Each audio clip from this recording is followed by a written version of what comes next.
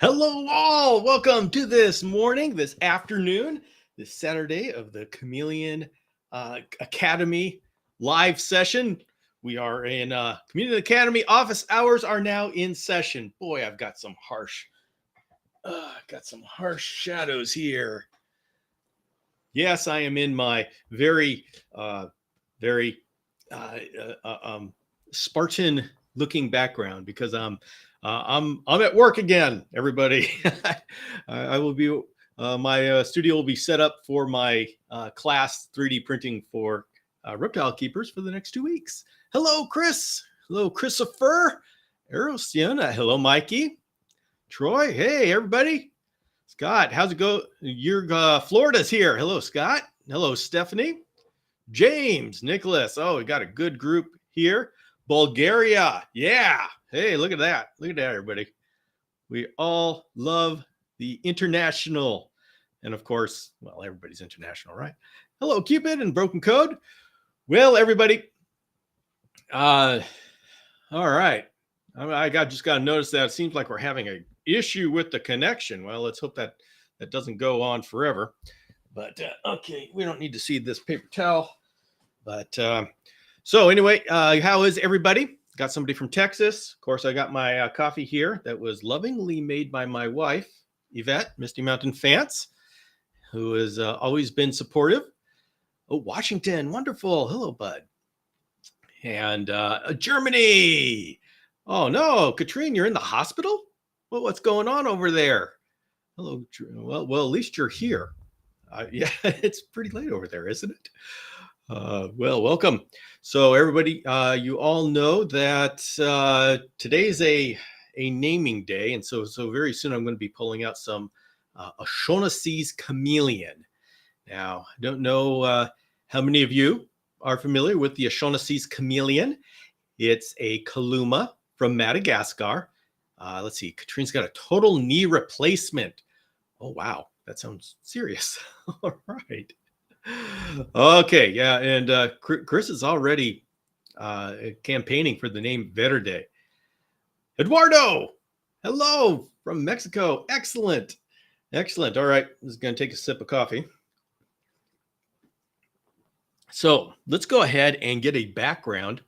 What's going on is I have a pair of O'Shaughnessy's Chameleon, and O'Shaughnessy's Chameleon. Kaluma O'Shaughnessy is a project of mine. It's a personal goal to be able to do an entire life cycle of a Kaluma.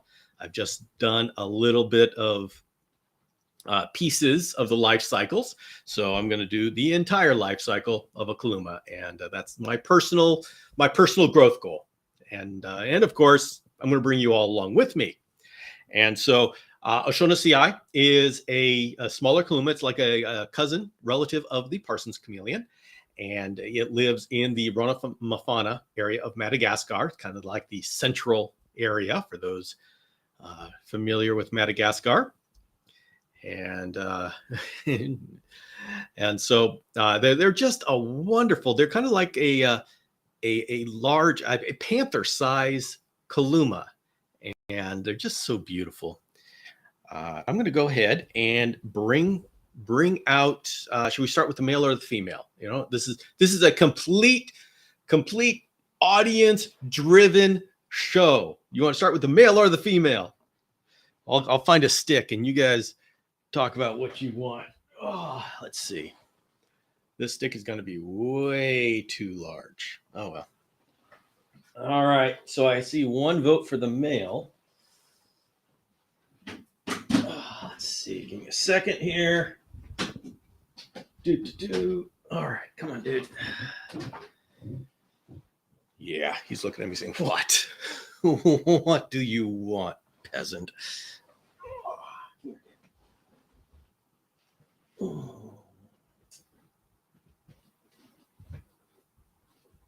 Now, one thing I love about these guys is their subtle, the very bright greens. I mean, if you got a Irish name for something that has such emerald greens, it seems appropriate.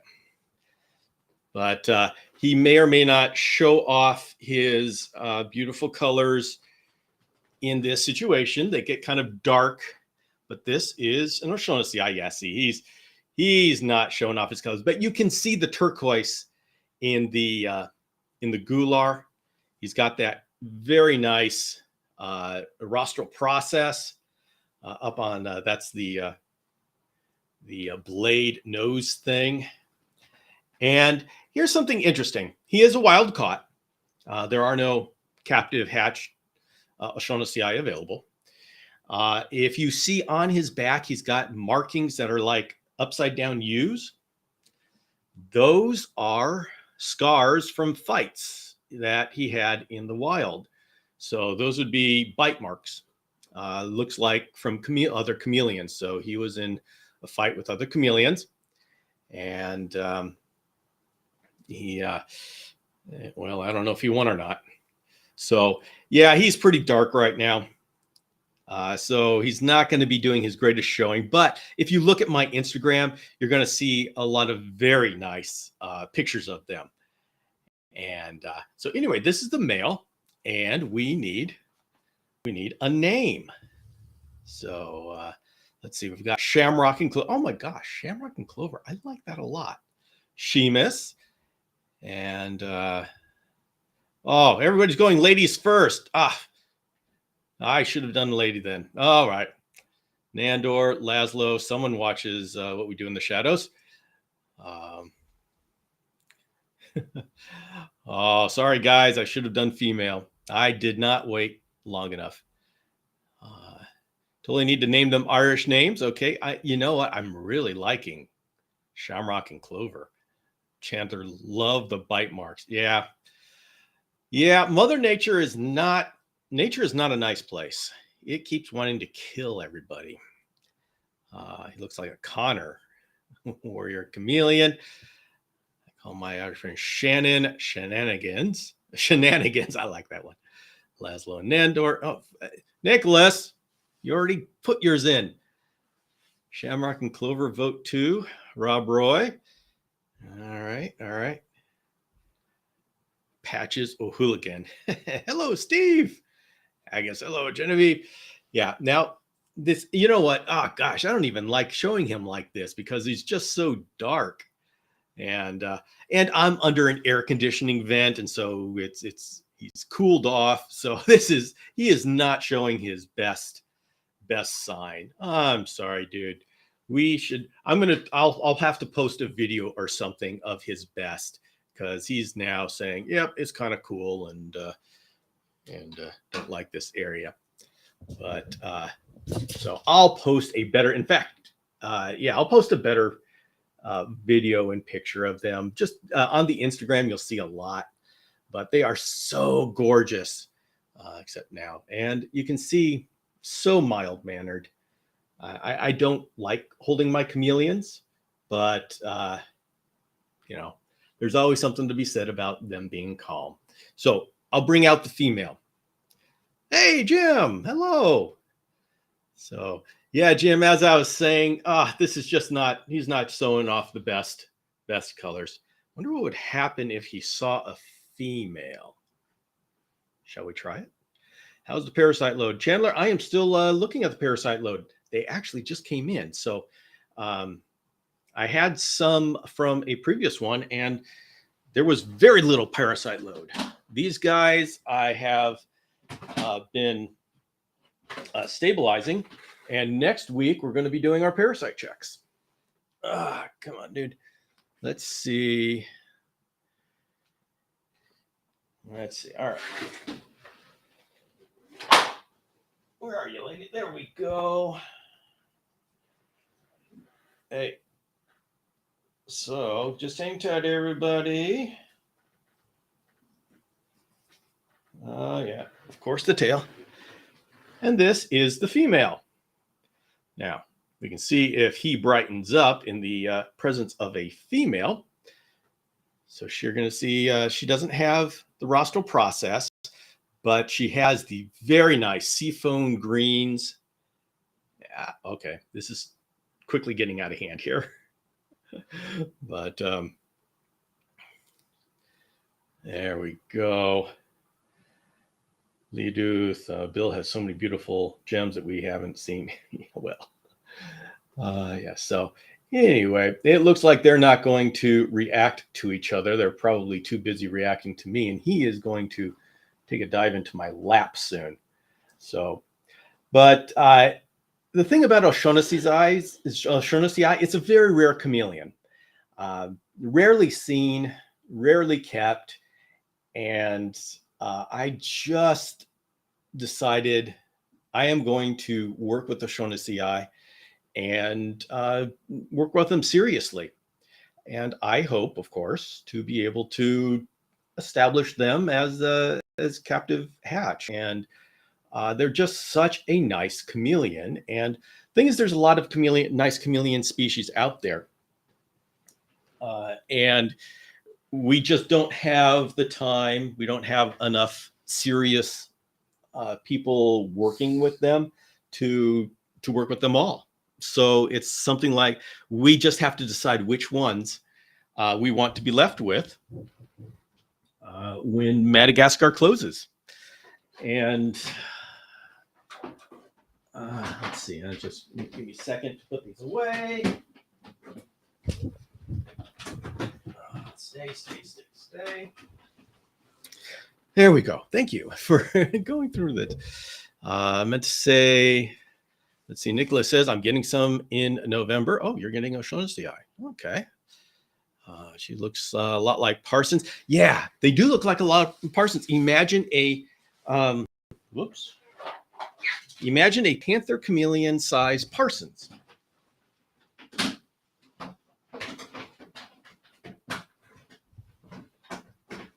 Though they have a color palette all their own.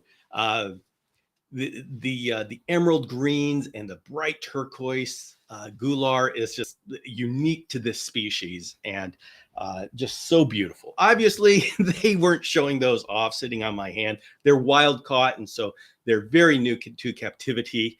They're not not sure about this at all. Although I will say, some of them, I got a couple. Some of them they're just ready to eat. They won't eat right out of my hand, but I'll sit there and I'll just put a dubia right in front of them on a screen. They'll just take it, and then we'll just keep going and going and going. So they have a very, very calm personality. And when I saw them in Ranamapana, they just hang out. They were just annoyed that I was bothering them. Smiley for her. Yeah, looks Parson. Yes, sort of creed. So breeding, yes, absolutely. That is a big goal of mine, both personally as well as I'd like them to be available for the community. Let's see. Christopher is asking so quickly, what makes them different from Christopher Parsons and Parsons themselves? They're smaller. They're smaller, and they have different colors, like the greens and the blues. Like I said, what you saw was not a good representation, but when you see them, like in pictures, some of my pictures, it's like no other. There's no other chameleon that gives you those kind of greens and blues. Incredible. And would love to be able to learn more on these. Stephanie, just hang out here and you will learn more about them. I am going to be talking about them. I'm going to be establishing them. I'm going to be writing about them, lots of pictures, and just letting everybody know what an incredible species it is. And guys, see, we have an opportunity here with Madagascar being open just a little bit.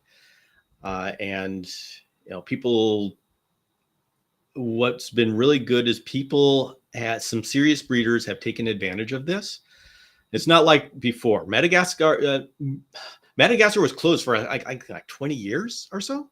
And so some of us remember when it was open before, there were just chameleons all over the place. It was actually unfortunate. And it was just too much. And people really weren't working with the chameleons because it was more of a collecting thing and not a not a thing where you concentrate on one species. And so now that let's see, get rid of that. Now that once Madagascar opened after 20 years, a very small number of people, breeders, really focusing in on a species. Like Michael Nash has been on here, and you guys know Kevin Stanford. And so there are people, I've kept talking about Ryan and Gabriel working with Ustaletai. So there are small amounts of people that are dedicating attention to a particular species. And I'm doing that with O'Shaughnessy because Madagascar is not going to be open forever. Madagascar is not an ecologically stable country. It's still, places are still being cut and burned, and it's still bleeding into the ocean. And so there will be, I guarantee you, there will be a time where they say, okay, we're going to stop. We're going to stop exports. And it's not going to be to save the species. It's just going to be because we're going to stop the exports to slow the inevitable self-destruction of the place unless something changes. What we can do about that is a totally different topic, and I'm afraid I don't have a whole lot of answers. But for those of us who are involved with chameleons, there is a legal export for a number of species, and now's the time to get involved. If you've got one that you love, Steve Hefner's working with Brevicorn. So there are these pockets. If you've got one that you love, now's the time. Now is the time, not before. You look at the prices. Oh, they're only $100. I shouldn't do this. Now's the time to do it when they are $100. Yeah, sure, it's not going to be worth it to breed them, and you're not going to make any money because people are going to go, oh, why should I pay $300, $400, $500 for an animal that I can buy for $100 wild caught? Think long term. Think long term. And you've got to start and be willing to spend the first 5-7 years doing it as a hobby and not getting anything back. No return on investment. This is not a money-making thing. So, but now is the time to establish a species that you love and work with it while it's available.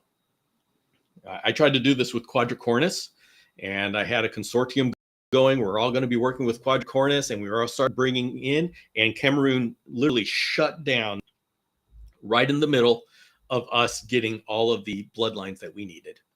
And so we weren't able to fulfill our plans. You want at least 10 breeding pairs. And so anyway, that's my encouragement. And if anybody wants to work with O'Shaughnessy, we can have a O'Shaughnessy club Saturday afternoons.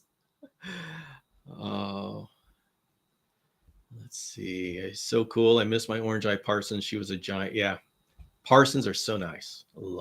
I have a yellow lip, Blue. He's been with me like 7 years. Love him. How do you deal with the temperature for mountain chameleons? You have a room only for mountain species. Eduardo, I have a wife. Do you know my wife, Eduardo? Misty Mountain Fance. She is a serious breeder of Euryplatus fantasticus. And so our house is kept at very much in the low 70 degrees. It's got to be. It cannot go above that. And so I literally am getting out of panther chameleons so I can stop fighting the coolness.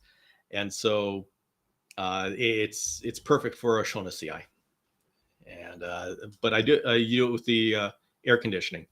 I have when I was moving around before, I'm in my house now, but I was moving around.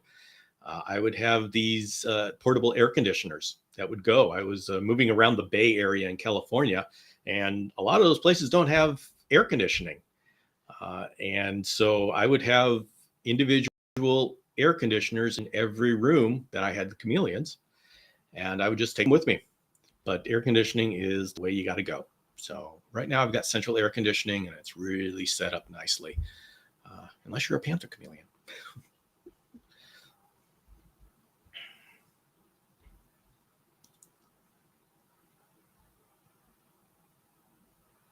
Have you had a chameleon that was just kind of oddly small? Because mine has the full adult colors, no MBD. His bones are strong, maybe a bit underweight, but oddly small. Chameleons can be stunted, and it depends. If they miss some of their growth points while they're growing up, they can grow up and just not grow up as much and be like miniature adults. I've had some like this, and they seem to live lives just fine. They're just a miniature version of the adult. And so I don't know how much you're seeing, but yeah, just treat them like a little, he's a chameleon, and they're fine and healthy. They're just not as big, and they're kind of cute. I'm not encouraging anybody to do it, but they're kind of cute. From the Maldives. Oh my goodness. I need some help with my panther chameleon. Do you accept questions? Yes, that is what this is all about. This is the office hours for the Chameleon Academy. So Nanu Fuku, ask away. Ask your questions. Hi from Cameroon, about to enter the forest to find some cool chameleon. Excellent. Excellent. Is that Jackson? Is that you? Unfortunately, on Facebook, it doesn't give me your name, but I'm going to assume it's Jackson there. Unless Dr. Tapanju is now joining. Hello, Robert.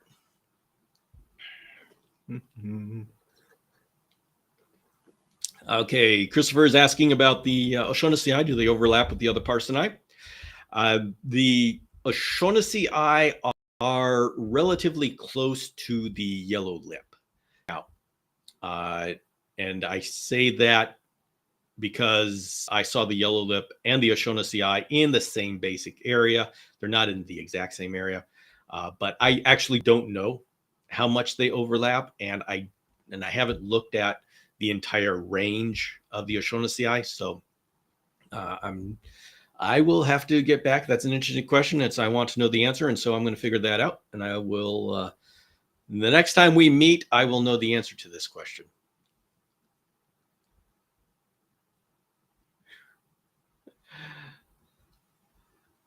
College football and chameleon superior reptile cult conversation Saturday. Best time of year.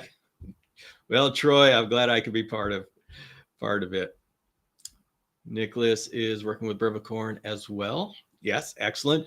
And here's the thing: is we need more than one person working with each species. It's best to have 10 people. If 10 people could have 2 pair each, that's a good start. That's a really good start. The problem is, like me working with a O'Shaughnessy, yeah, it's great. And I may have, and if I have success, that's wonderful. But how many can I truly produce and handle as one person? I'm thinking about this now, because how am I going to do this? And it really works better if there are a network of people to trade bloodlines with, so if something happens to me, my chameleons, the air conditioning goes out, something horrible happens, a fire, I don't know, things we don't like to think about. We need different pockets of a species. And this is the problem when you have only one person working with a species. If that something happens, the species literally disappears. And so, we got people working with brevicorn. We need more people working with brevicorn. O'Shaughnessy, I'd love to have people working with O'Shaughnessy that I could consult with, and we could talk about what we're seeing. Here's things that I'm finding out. O'Shaughnessy don't like UVB. They definitely do not like UV index 3, which the Panthers just say, yeah, okay, this is great. And so the question is, what do they like? They don't. They're like Cristatus. They just stay in the deep in the branches. And so I turn off the UVB and I make it very weak. And so what is that balance? How do we take care of O'Shaughnessy? Is it, do we just use the shade dwellers? Do you use UVI index 1? Do you use dietary D3? How much do they need? It's like all of these answers, there's all these questions, there's no answers right now. And it's like I'm starting over, trying to figure out how to take care of these chameleons. They're not like panthers. So it's an adventure, and I would love to hear from other people with other experiences. Obviously, I can't talk to people with panther chameleon experience because it's totally different. I could talk to people with cristatus experience. Let's see. Oh, it looks like Jackson's going to look for a cristatus in Cameroon. Excellent. Oh, that would be such a fun thing to do. How would you go about importing species? I work with an importer that imports the species. I did not import these myself. That's a lot of work, and no, I'm not gonna. I'm not gonna be doing that. Let's see. Would that pertain to carpets also, Troy? I'm not sure the context of this question, and so I'm going to answer like 3 different questions that this could be. As for Madagascar shutting down, that's my personal projection. It can't stay open forever. What Troy may be asking is, if it shuts down, would it shut down for carpet chameleons as well? And the reason why this is a good question is because back when there was a ban on Madagascar species, 4 species were allowed out: Ustuleti, Vericosus, Pardalis, and Lateralis, the carpet chameleon. So if Madagascar shut down, would they let out those 4? I don't know. I don't have any inside track as to what's going on in the mind of the people in Madagascar. There's an election going on in November, and one of the challengers has shut down. I believe he wanted to shut down exports before, and so if he gets in power, who knows what he's going to do. So anything could happen for a number of reasons. But it's just it's one of these things. Don't expect next year to look the same as this year. Don't expect to be able to buy these chameleons next year. If you love Parsons chameleons, now's the time to get some.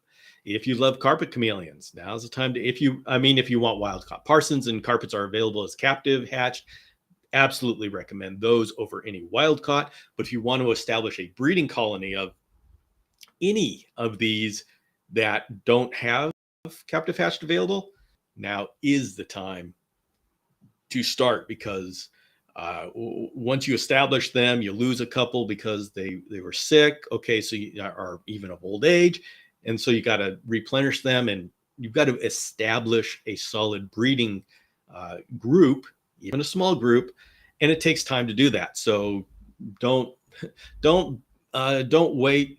I mean, the whole quadricornis thing, I didn't wait. I didn't assume. It just happened to me. And so avoid that happening by starting now if you want to work with something. And you heard, actually, you will hear in beginning of somewhere in October, I have an interview with Kevin Stanford, who, if you remember, was the originator for captive hatched carpet chameleons. He went to like 7th, some ridiculous captive generation. And he's the father of carpet chameleons in captivity. And he's now working with Peteri, which is a very colorful little species. I know Tim Marks was working with Wilsey. And so we have these islands. If you guys are interested in getting involved in a chameleon species, let me know. Let's talk. I'll let you know what is being worked with. And you don't have to be chummy with everybody or have an official agreement with them, but just knowing that there are people out there that are working with that species is kind of it helps stabilize the species. Like with the Shonasii, I'm going to need other people doing it. I'm going to need other people, at the very least, other people to buy the babies that I'm going to be selling. because they need to go somewhere, and they need to go somewhere to people who are interested in establishing these and taking a pair and raising them up. I don't know when they become sexually mature. They may take 2 years. We'll see. But this is long-term stuff. But this is good stuff. This is a lot more fulfilling than the whole I've collected 10 different species, which I know is fun. A lot of candy store feels going on there, and I've gone through that before. But there's something a lot more fulfilling having a long-term project to where you're actually benefiting the community by what you're doing. Hey, Destruction Warehouse. Let's see. Yeah, I wish, let's see. Quadricornus gracilia, we're in captivity. Yep, that's a tough one. Europe has quads, so there's a possibility of them coming in. And there's something going on in Cameroon that may come to fruition in a number of years. Yeah, but right now, they're pretty much lost. Now to the important questions. What coffee today? This is a normal drip brewed. I think that's a coffee. And my wife made it for me. She saw me running around trying to get everything set up. And so she made the coffee. She knows I need coffee for Chameleons and Coffee. So this is a special coffee because it was given to me with love.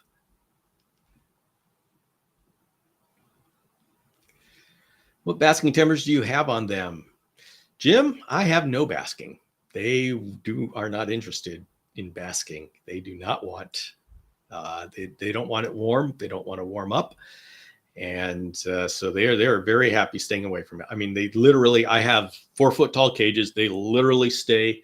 And the way I have my cages, I have my open space on top, and my middle area is thick foliage, and the bottom is clear. They stick in the thick foliage. They do not care about UVB. They do not want basking. So, yeah. Let's see. Christopher says, I think my handicap panther is stunted, but we will never know. Good news, he has gained 10 grams since July. Excellent. Excellent. Yeah, and it really doesn't matter. The size they grow to is not, we want them to grow as fast as possible, and because that's just what their bodies are meant to do. But if they're stunted for whatever reason, it doesn't make a difference. They are great pets, great chameleons. So I don't, when people ask me how large should they be at this time, I say I don't know. I don't worry about that. I've had Jackson's chameleons, panther chameleons grow at different rates. Failed chameleons, they all would grow at different rates, even from the same clutch and their same conditions. And it doesn't matter in the end. So yeah, you obviously keep track of their growth, and that's a sign of health. But don't stress about it. Don't worry. And Josu Roman, hello. Perry Planeta is doing his annul missionary work here.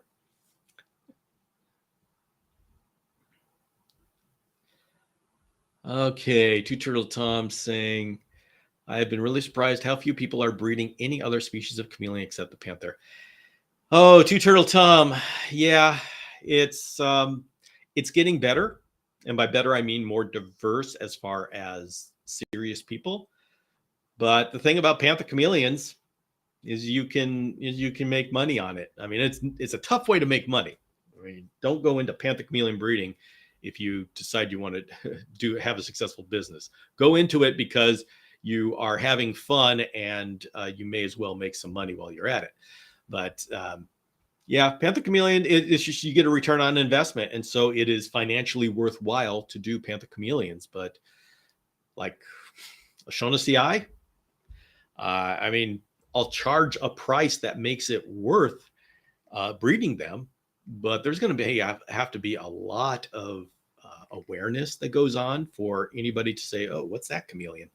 And I think that's the thing. We actually have too many species of chameleons available to us, even with Tanzania closed. Cameroon mostly closed, Uganda closed, all these places closed. We still have too many chameleons for our human brains and for the amount of people to not be distracted. And that's actually next Friday. I'm going to be releasing a podcast interview with Jurgen van Overbeek. And we talk about this situation, chameleons, the history of chameleons, the chameleon community, and where we're going in the future. And I say there, I hope Tanzania doesn't open. I mean, oh my goodness, I love Daramensis. There's so many cool species, but that's the problem. If Tanzania opens, we are going to lose so much attention and momentum that we have been able to get going for the Madagascar species, because we human beings, it's like a candy shop, and we don't have the discipline to not jump to the newest candy. And I'm not being judgmental. I'm saying it would be hard for me. I need a Daramensis. If Tanzania opens, I'm getting a Daramensis, and boom, there I go. I've the thing I shouldn't get is a 5-6 Daramensis. No. But see, there's just so many things to distract us with, and but I've come to a point where I am going to take pride in how successful I am with O'Shaughnessy, and I have already turned down a number of species that became available that were very, very nice species that I would have loved to have kept, but I got to be serious about this, because if I'm not, when Madagascar closes in 2, 3, however many years, what do I got to show for it? Oh, I got my panthers and my veils. So, it's something that affects us all. Let's see. Nanu from Maldives is saying, okay, today I installed a new light of UVA UVB 75 watt, and my chameleon got some grayish white burns on her left side. Okay, so what kind of light is this? Is this a mercury vapor or whatever it is? Okay, so those are burns. And chameleons are known to not be able to judge when they're burning. And so, that means it's too hot. I generally go for 85 degrees. I put my hand there, and if I can have the back of my hand right there to the bulb where the chameleon is going to be for a minute, I'm feeling okay about it, as long as it's very, very comfortable. So you want a gentle heat, or else you're going to get those burns. Now, watch out for those burns that they don't get infected. So just be really careful. What kind of vets do you have in the Maldives? What kind of care can you give? I didn't. This is interesting to me. How many chameleons can you get? How do you get chameleons in the Maldives? Am I pronouncing that right?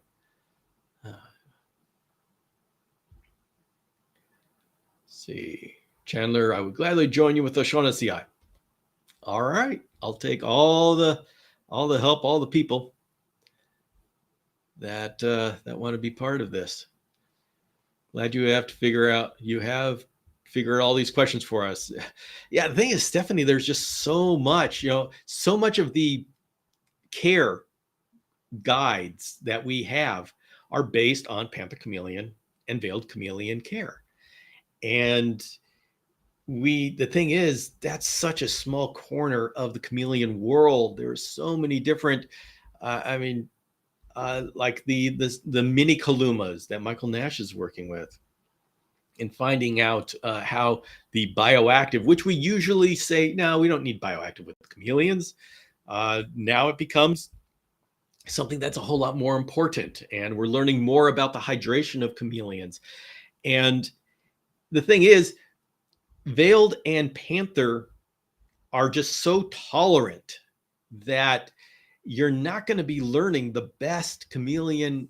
I mean, if you want to learn chameleon herpetoculture, you start with the most tolerant of species, but then you graduate to the most sensitive of species and take what you learn with the most sensitive of species and bring it back to the most tolerant to make their lives better. I mean, I don't Yeah, veiled and panthers are great, but we shouldn't, just because they're tolerant of a lot of different conditions, doesn't mean we shouldn't try to make their lives better with the better conditions.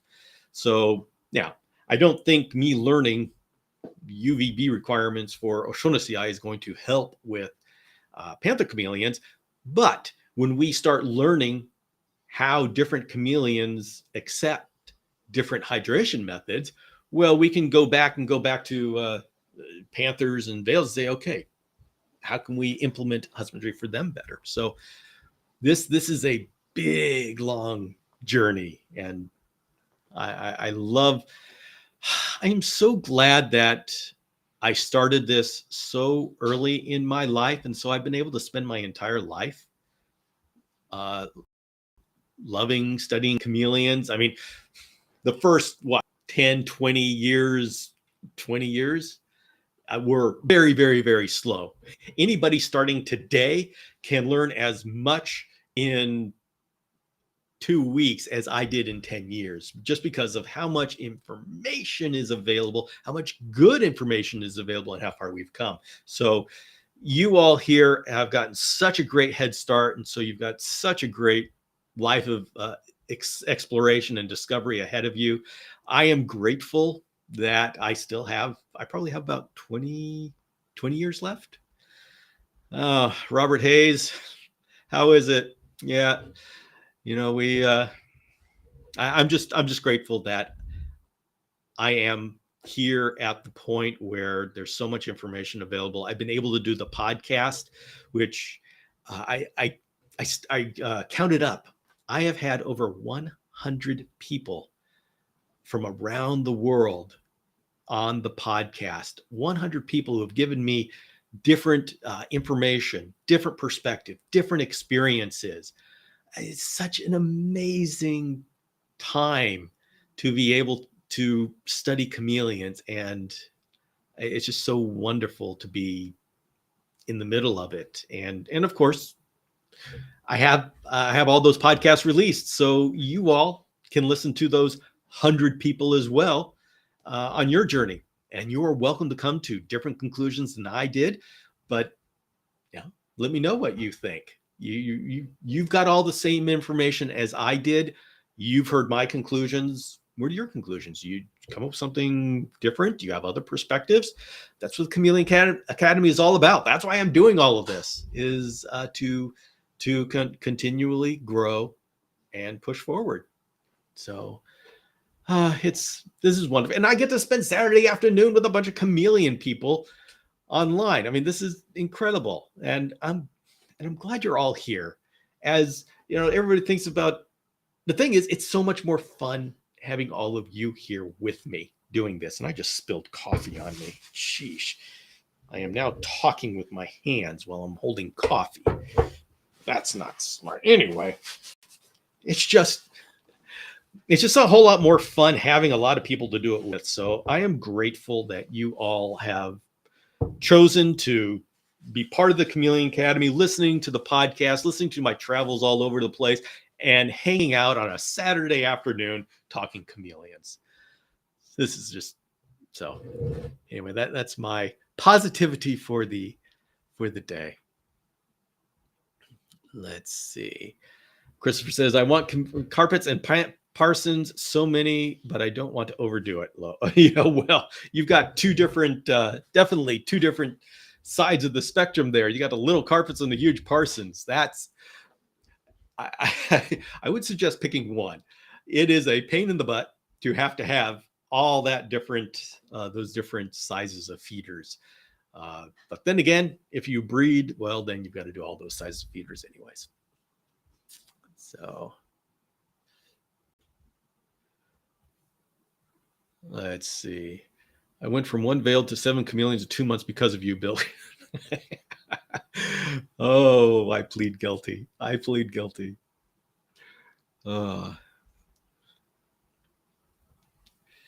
Let's see. I gotta catch up on my comments here. Christopher, I want babies. You offer a payment plan? Christopher, it's going to be a little while. I don't even have eggs yet. I got 2 clutches of eggs last last fall, but they were infertile. So, and this is, Christopher, everybody, you're just going to have to be patient as I am patient with myself. I don't know this species. I have to learn about this species. I mean, I've got the natural data. I saw them in the wild, and they have been bred before, or I don't know if they've been bred or if it was wild caught eggs were hatched. And so it's not like I'm starting completely new, but there is no sure thing about this. So it's going to be a journey, and you'll be with me, and we're going to do this together. Let's see. Nanu, my 4-month-old chameleon got some UVA burns on her left side because of a new bulb light.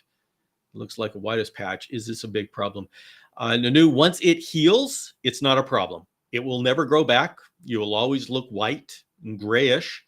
But as long as there's no oozing or break in the skin or infection, they will be fine. They'll be fine. It'll look ugly, but it'll be fine. Yeah, Maldives don't have many chameleon accessories yet. Now, are you able to keep them outside? I would seriously look at building an outside enclosure for your chameleon. In the Maldives, for a panther chameleon, I haven't looked at the temperatures in the Maldives, but I believe a panther chameleon would do wonderful in a large outdoor cage. So if you have access to like a yard, I don't know your situation, but if you have a yard and you can make a large, like 4 foot by 4 foot at least by 7 foot, 6 foot, 7 foot tall, heavily planted, and the panther chameleons would probably do very well out there. And all you have to do is make sure that they get sprayed down every day, and you put food in there, and they'll take care of themselves. So consider that. Now, know that I haven't looked into the temperatures of the Maldives. I don't know exactly what's going on there, but I believe that's a great possibility for you. And then you don't have to worry about chameleon accessories. Just heavily plant it, lots of branches. The sun will take care of the UVB as well as the heat. The nighttime will take care of the temperature drop at night. And outdoor keeping is incredible. I can do that in California. I think you would be able to do it a lot better than me in your situation. So consider that. Hey, Howard. Oh, Howard. Okay, Brandon is sharing. Delete hydrogen peroxide saved my hibiscus tree from root. Okay. I'm not sure how to. I am not an expert in that kind of stuff, so I don't know if that's good or not.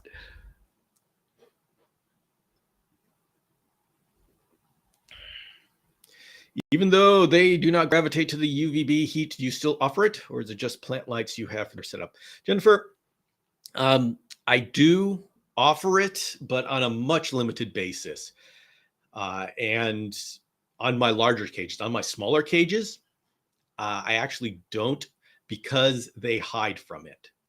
And what I'll do is I'll turn it on a week, being very weak for maybe an hour every couple of days. But generally speaking, I just don't. And Jennifer, I don't have an answer for you. I am working. I've had some O'Shaughnessy for maybe 6-9 months now. And so I am working in figuring this out. But right now I'm figuring out how much I should give with UVB and how much I should give with dietary D3. And I don't have an answer. I don't have an answer at all. Still working on this. But, I'll share here with whatever I figured out. I definitely hope to have this all figured out by time I'm selling babies. And so, you've seen my care guides. I intend to have a care guide that is more detailed than what I've got for Jackson's chameleons for the O'Shaughnessy to go with every baby that I sell.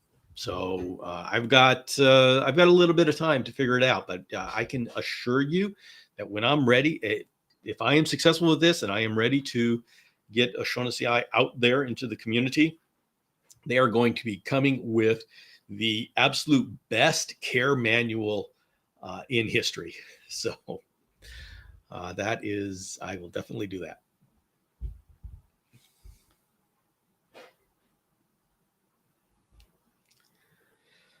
Bought a stunted female Parsoni who was a runt of her clutch, grew from 80 grams to 350 grams just over a year.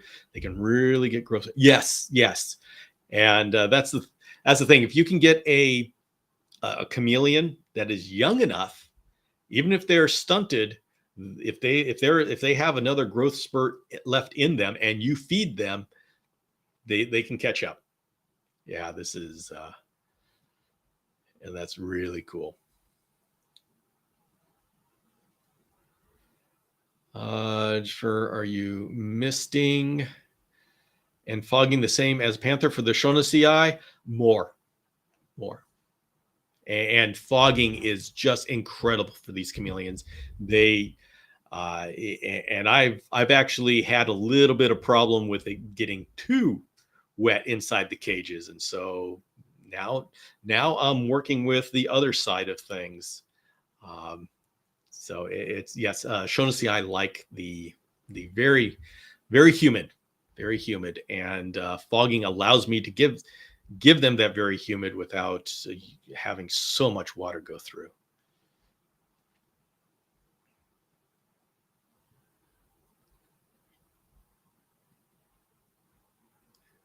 Portland cultist members are down to help raise with those. Excited for you when you have babies. Oh, Troy. Hey, Troy, if you would love to be part of O'Shaughnessy, I'd love to have all your help. Oh, okay. You know what? Next Saturday, I'm going to show you. I've got some young ones. I was able to get some young ones, and I don't expect them to be sexually mature, but this is a long-term project for me. And so I don't want to get a bunch of old grizzled ones right now. I like having some that I can mate right now and some that I can raise up. And so next time I'm going to bring in some of the younger ones. They are so cute. When they're babies, it's just going to be, they're going to be incredibly cute. So where is Misty Fantastica? And more importantly, Bill, where's your coffee? Howard, here is my coffee. And would you believe it? It is the Death Note. What is the kind? Death Wish. That's it. So this is the coffee that Howard sent me.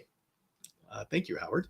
And where is she? She is right now working with Fantasticus and the geckos. And you want to come say hello to everybody?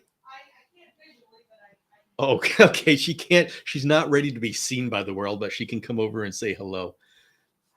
They're asking about you.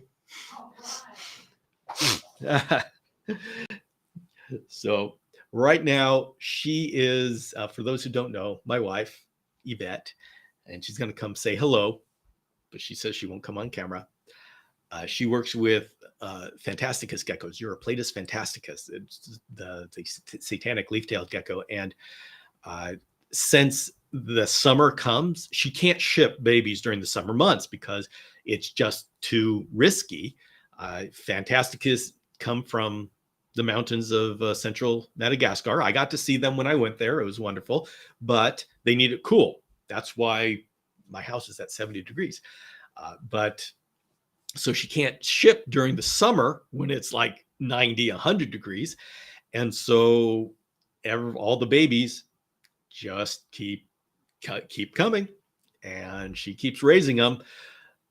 She's been very, very, very busy every day, all day, and we are just waiting for October when the temperatures go down a little bit and she can actually ship some of these babies out. So she's a lot of work. Let's see.